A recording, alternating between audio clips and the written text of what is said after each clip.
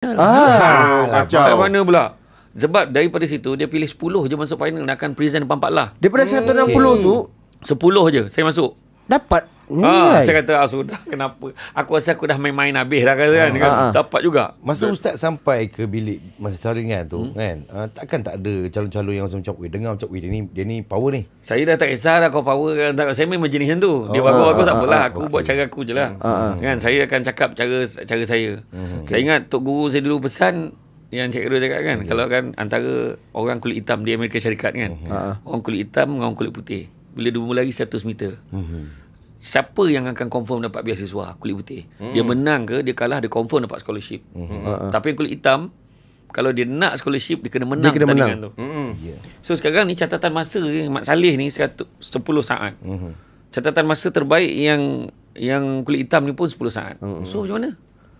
So dia kena improve diri dia. Dia kena make sure dia catat lebih baik daripada 10 saat.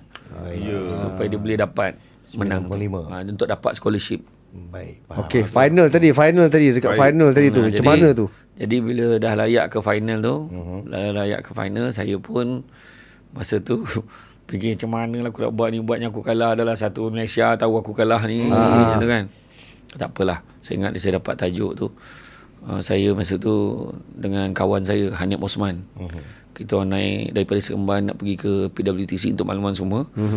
Di pentas saya berucap PWTC tu, itulah pentas yang sama saya jadi juara pidato tu. Jadi saya pergi sampai dekat sampai di nak pergi ke sana tu, yang paling bestnya lah kan.